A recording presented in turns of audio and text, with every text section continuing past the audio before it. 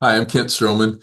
Let's see, this month, actually a week ago, 24 years and 1 week ago, launched Stroman and Associates. Our primary focus, we help charitable organizations get more zeros. I'm a recovering accountant, Emily. Don't hold that against me. Um, and we help people and organizations do know what to do when they don't know what to do. All right. So as we jump into this idea of finding your niche, um, Kent, what do you think is the benefit or power of having a niche versus having a very wide offering of services? I'll let you jump in and Yeah. freestyle on that. Yeah, well, the first thing I want to say is I think it's easy to go to one extreme or the other, to be too worried about niche or to not be worried about it at all. Um, and for me, the benefit is ultimately, I think each of us, if we're going to reach our full potential, have to have some area of focus that we are known or become the go-to source for that thing. As opposed to, well, he can do anything. Everybody could do anything, but ultimately, I think if you got a flat tire on your car, probably a carpenter is not going to be your best solution.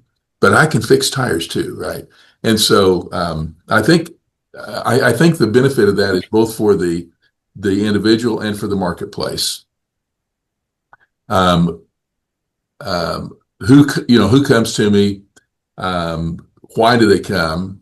Who is it when they come? I want to send them to somebody else because I could help them, but I can't help them well. I can't help them in a way that's beneficial to them and it's beneficial to me. Now, probably somebody else on the call can articulate more clearly, or maybe in a way that's more meaningful to themselves than what I just said. And I know we got a lot of real specialists on here. In fact, I loved listening to the way that you guys introduced yourself. What's the I'll just throw this out to the group. So I know my answer to this, but what's the fear or resistance to narrowing down to a particular niche? Oh, pick me, You're picked. because I want to help everybody. Yeah, Oh, yeah. I don't want to leave somebody out. And as somebody who has 16 years of experience with for profit and nonprofits, more like 8, like I want to help everybody because I technically can, but it's not beneficial to my business, nor is it beneficial to my team at this point. Who else? What's the resistance to niching down? I'm not sure about resistance because the same thing, you want to help people and you want to help as many people as possible. So, to Emily's point, but I definitely think it's finding where you can be most effective, like just knowing your skills, knowing what you're best at, or what you even enjoy the most, which again is gonna.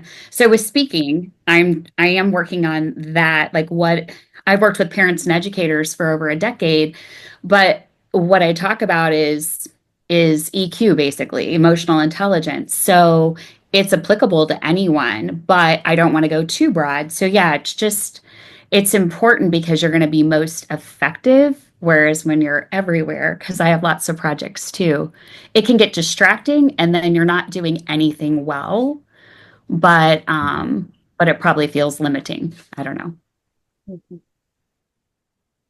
I think from a marketing standpoint, the there is a reality of the limitation of the space that we can hold in people's mind. So I think a lot of the niche conversation is not necessarily a function of like reality of you can only provide for given your skills and abilities these set of services. but it's more a reality of your audience's limitations of what they can perceive and hold. And I think for me, that's the hard thing. Is like, well, I know I can do everything. So, but yeah, from a marketing standpoint, the most marketing is an exercise in memory, I think, and just making that easier for people helps it go further faster. So that's why I think, we come up with sayings like the riches are in the niches. Ooh, the riches are in the niches. So, Chaz, as our marketing expert on the call, would it be safe to assume you would prefer to market for someone who has a defined niche versus someone who does not? Well, if it's not, I think that's a part of the first process. So if there's resistance, that could, that's just going to be one of the levers, that you can pull. That if you choose not to pull it, doesn't mean that it can't be done, but that it just may take longer, and you have to be okay with that. Okay, that's going to lead us into the poll. So I'm gonna save this real quick and put it out there. I'm gonna launch this poll. If you were to just do a self-evaluation, would you say that your niche is too wide? Maybe you're offering too many services, you haven't found your niche yet, or it's too narrow, or you're in that sweet spot where you found it, it's working for you. So feel free to click on there, and I'd just be curious to see where the group comes into. And I think once everyone does this, I'll be able to share the results.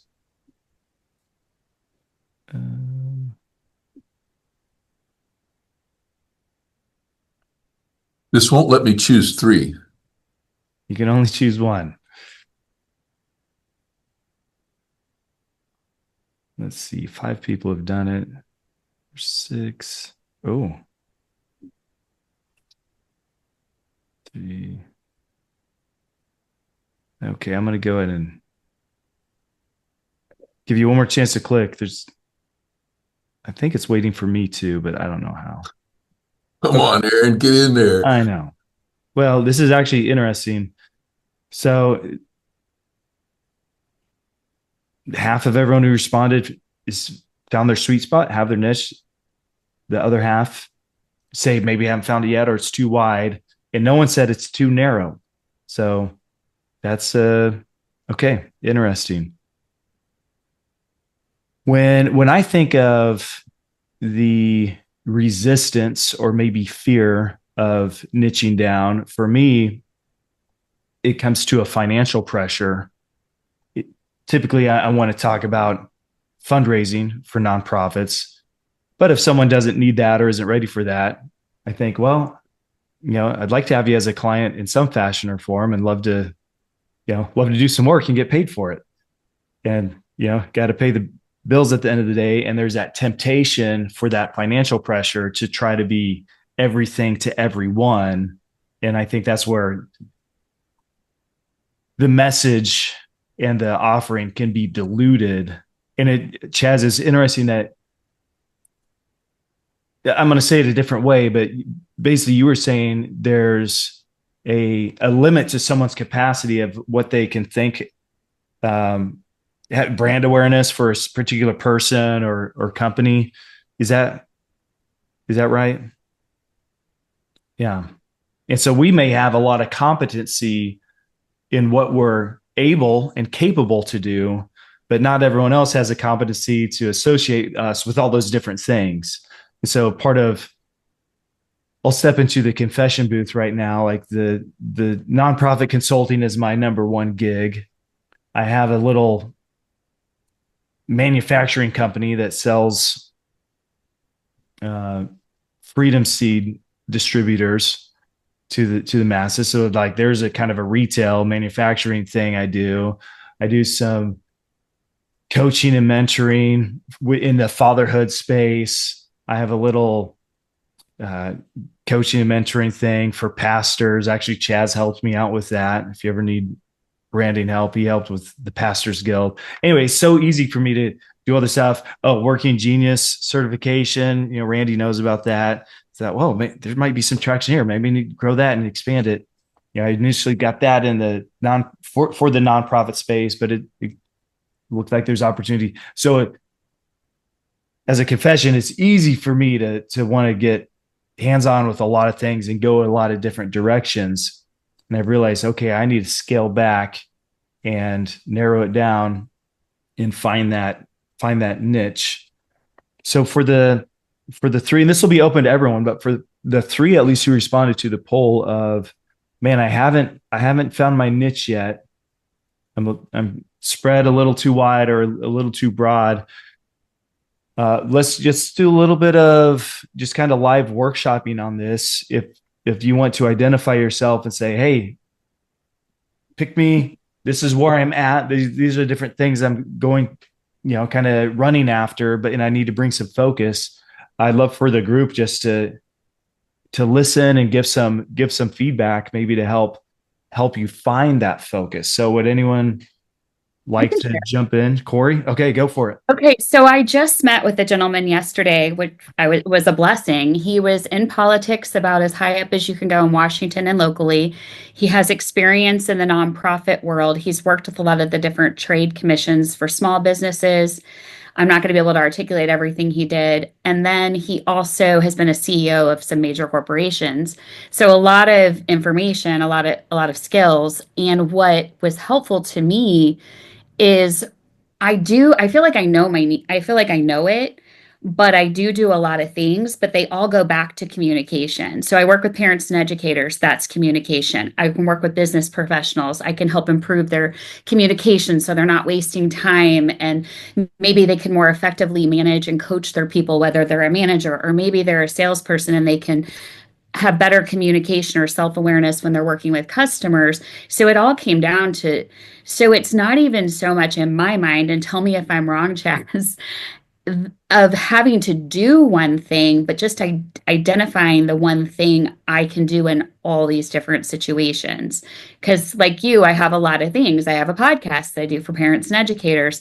I want to hold a women's conference, but the goal of that, to help women communicate better, to be authentic and show up as who they are, so they're not showing up as who they think someone wants them to be. So again, what he helped me discover yesterday was it's communication. So I don't know if that's because I am my brand, and I want people to know in one sentence, this is what I do.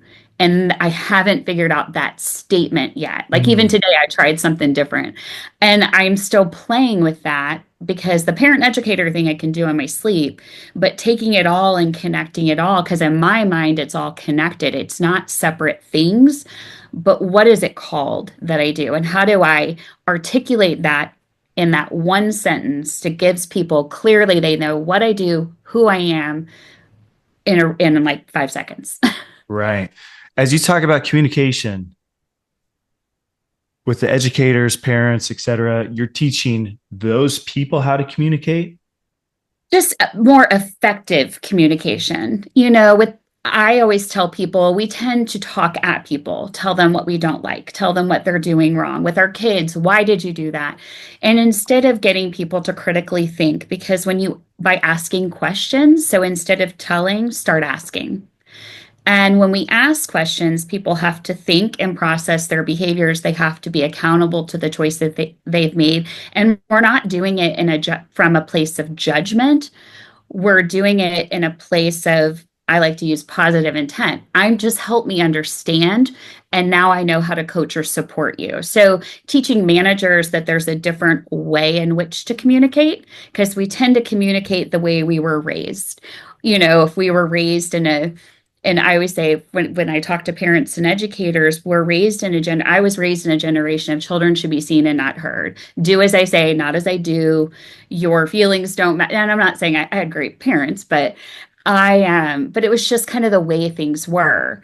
And I think we need to do it differently. So kids, because today we're in a whole different world, but kids need to understand their feelings, understand their emotions. Adults need to understand their feelings and emotions and find a healthier way to cope with things, to communicate. We tend to take everyone else's behavior. I mean, I could go on, but it's just teaching people there's different things and approaches to communication that can be more effective, will waste less time, and will be basically be effective. Okay. I don't know. I was trying to yeah, I'm not good at.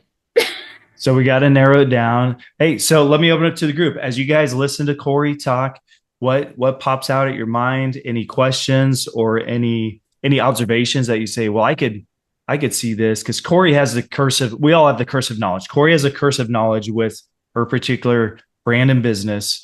So what's everyone else hearing and seeing?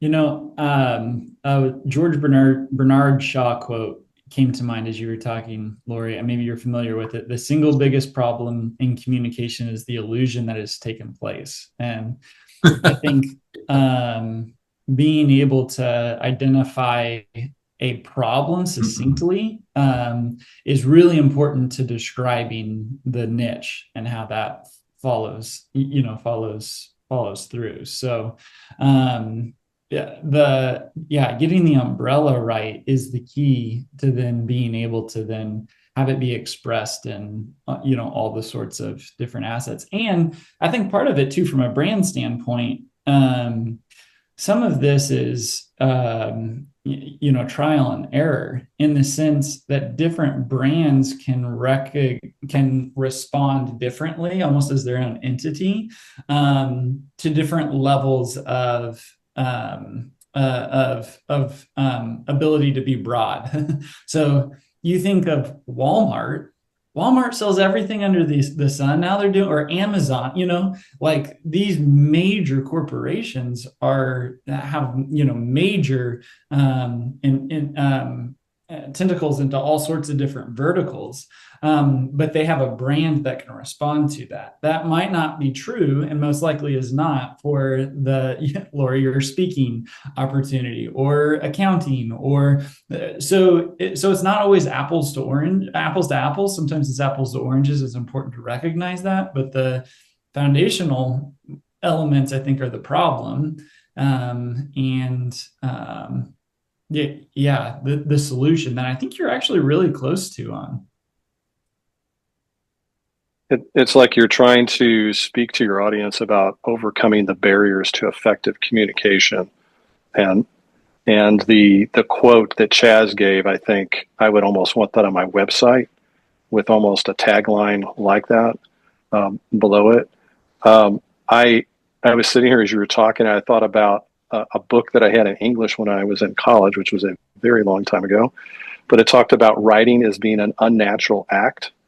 And I think that communication has become almost an unnatural skill in society today, because we communicate more with these, texting one another. And people can be sitting next to each other and they consider communication as they're texting back and forth. If you were to go to a middle school or a high school today, they have a completely different slang and language structure that probably most of us in this room would not understand. I watched a speaker recently on a LinkedIn chat doing a presentation to that generation. I don't know, was that the gen? I can't think of what gen that is now.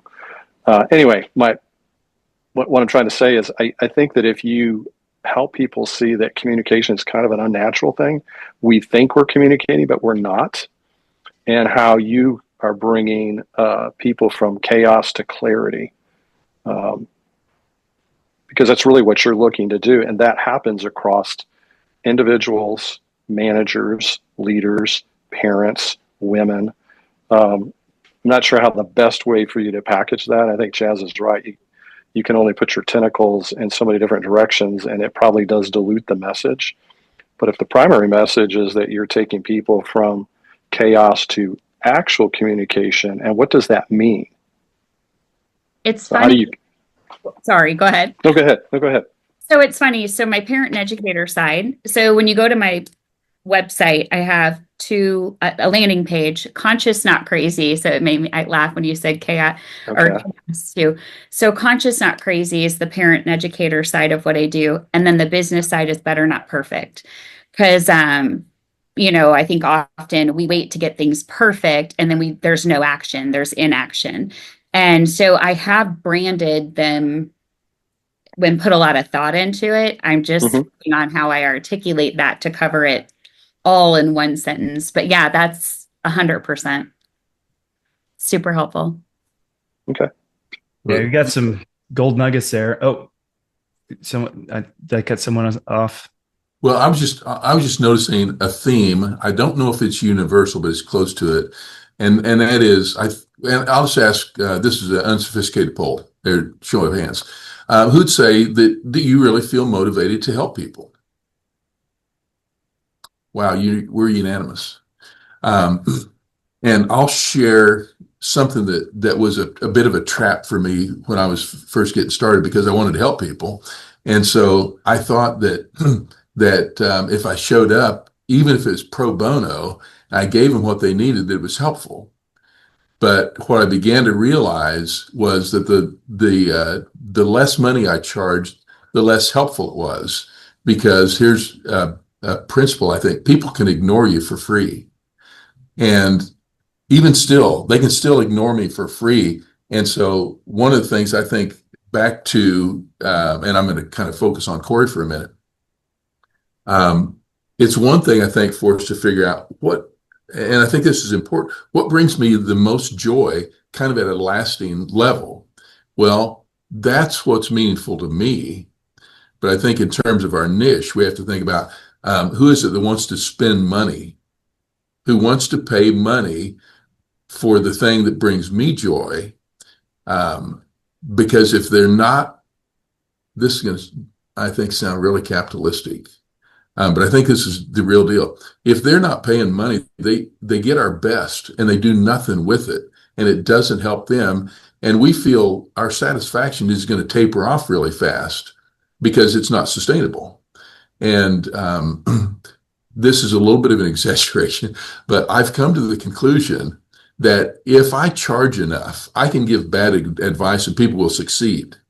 Because once they've invested in their success, they can't afford for it not to work.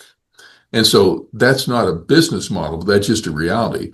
And so coming back to niche, our niche is the thing that is enjoyable enough to us that we want to do it, but it's valuable enough to somebody else that they want to pay for it and that they want to pay enough that they can't ignore it. And they will make good advice successful for them because they won't neglect it.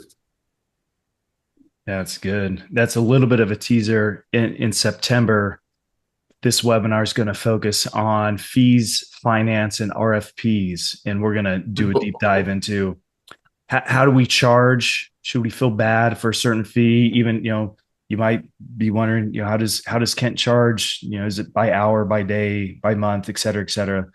But there's something to that.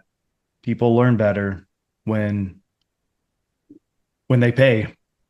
That's why we quit giving away free books, because people don't read free books. But if they spend 20 or 40 bucks on the book, they'll read it. Okay. I'm looking at the clock. We have about 16 minutes left. Let's do another 5-minute round. Anyone else put on there? My niche is too wide, or I guess by definition, it wouldn't be a niche. I'm trying to do something that's too broad, too wide, and I need to niche down. You're going to have to self-identify, but take the initiative and put yourself out there. I can share. Here's my elevator that I'm working on. I help faith-based organizations create healthy, people-first workplaces through fractional HR leadership, strategic consulting, and executive coaching. So where the width is going to be of the services, I can list all with you guys. I'm tempted to do a StrengthsFinders certification, my senior SHRM CP. I enjoy doing a wide range of things like many of you. And then now I'm tacking on that I do that exclusively for faith-based organizations is what I'm trying on right now, because I do think that's a huge differentiator for me of doing the handbooks in faith-based ways and doing culture, doing terminations in a God-honoring way, and what that looks like through change management.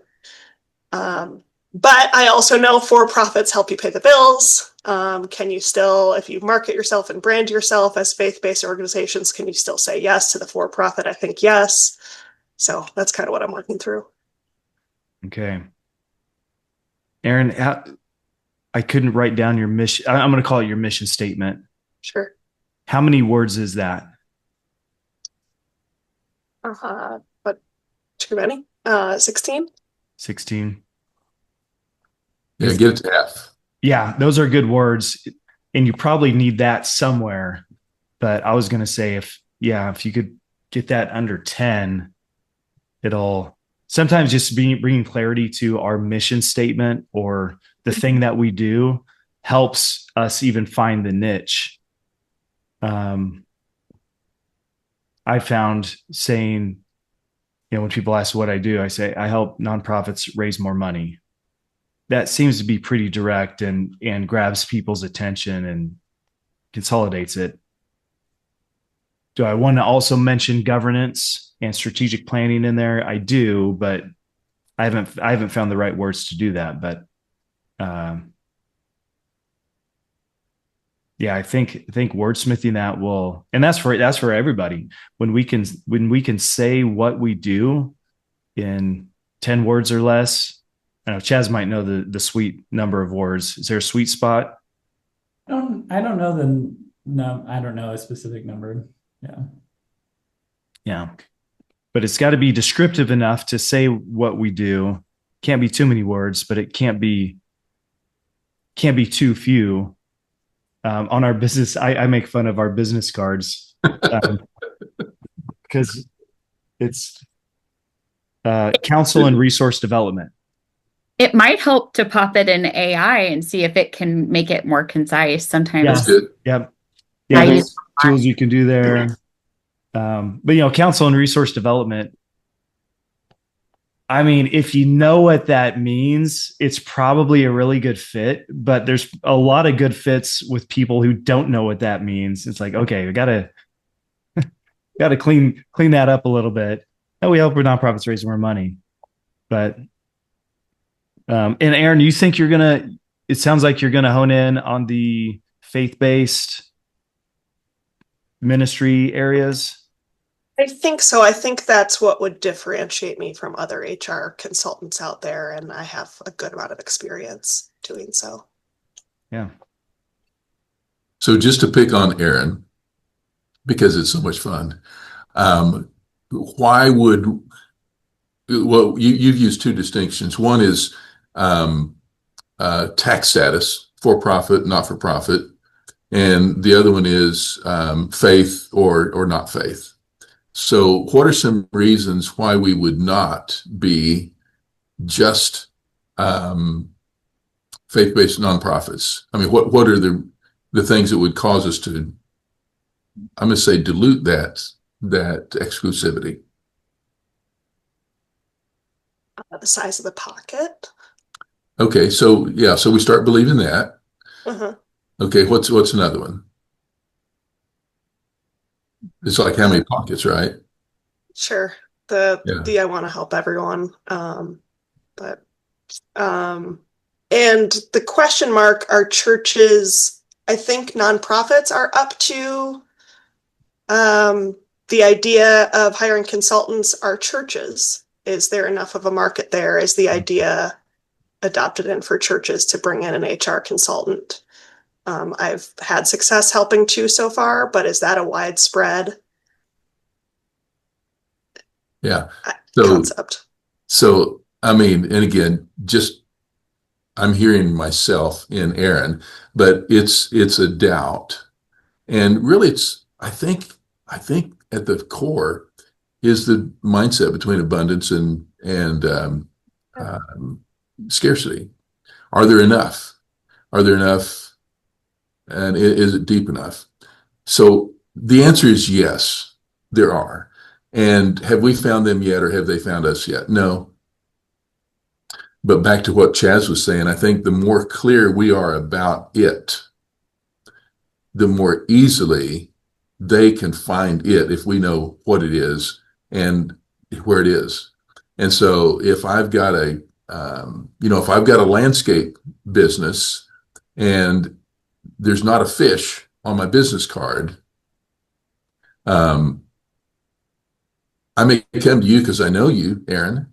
And one of the best things you can do is point me someplace else because you're not perfectly designed to solve my problem. And in the process, you're going to find somebody whose problem you are perfectly designed for, and you're going to be free to serve them because you're not taking care of the landscape business with no fish on the card. Is there any conflict? Yeah, sorry, go ahead, John.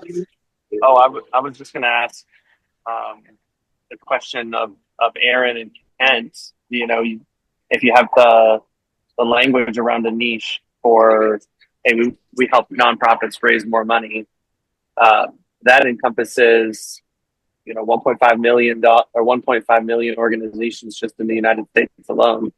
And so how do you bridge the gap? Because I'm sure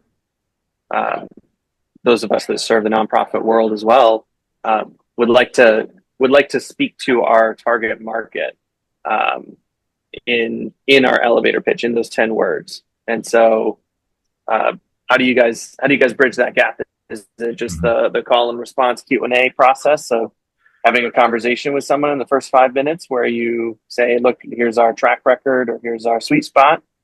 Or is it embedded in a different part of your positioning? Aaron, you want it or you want me to take it? Why don't you take the first swing? Okay, so and it took me a while to figure this out, and this is not website language, but it is conversation, and frankly, it's more interpretation. But here's what I've discovered. I'm going to break the marketplace, those 1.5 million organizations, down into three pieces. 20% of them are at a time of great opportunity. They're doing wanting to do big stuff, new stuff, different stuff. That's 20% on one end of the spectrum. On the other end of the spectrum is 20% that are in times that are greatly challenging, maybe even an existential threat, right? Are we going to make it or not? And in the middle is 60% that are doing just fine or believe they are. And what I've discovered is I can't help the 60%. Because if you're doing fine, you don't need to spend money to do better. And even if you aren't doing fine, but you believe you're doing fine, I can't persuade you of what a failure you are. How's that for an extreme? But on either end of the spectrum, that's where we can be most helpful because there's the most sense of need, and whether it's desperation or optimism. And so anyhow, that's a weird way of looking at it, I know, but just from experience, that's where we found the people end up in the same room and they want to be there and they want to keep coming back because they've got to do something different than just be fine. Aaron, how do you kind of approach or unpack that? Yeah, the number of nonprofits out there sounds like a lot, but for me, my experience when I'm out in the marketplace, nonprofits are, well, I don't know how they compare to the number of other businesses. I know Emily from the ACA Business Club, and the number of nonprofits represented there are extremely small. There's more for-profit businesses that I'm interacting with. And so in the spaces I find myself in, I'm not being overwhelmed with the nonprofits flocking and saying, hey, please come. We want to hire you, and there's not enough to go around. And I would also say there are some organizations, or maybe the word missions, there are some missions that I would not serve, I wouldn't work for. And we haven't niched down into only Christian-based or faith-based nonprofits, but I am a Christian, and there are some nonprofits that might be anti some of my core beliefs, and so I'm just not going to work for them. And there's I don't necessarily need to do a public campaign to exclude people, but sometimes, you can just tell there's a chemistry there and or lack of, the chemistry that blows up. It's like, well, let's not mix those two chemicals. It's not going to be a good fit. But um, I think the other piece is that 60% that's in the middle. They may not see the need today or even have the need. Some nonprofits are rocking and rolling, and there's sincerely no need for me to come in and help. Like, I wouldn't be able to help them, but they might get to a place in the future where there is that need. And so that idea of just building relationships, so when the opportunity does arise, there's already pre-existing relationship. I think that comes down to planting seeds in that fine niche soil, so that when it's cultivated and the time comes, they know who to call. And I think all of us are in the relationship business, and part of finding the niche is knowing the who to really invest in those relationships with.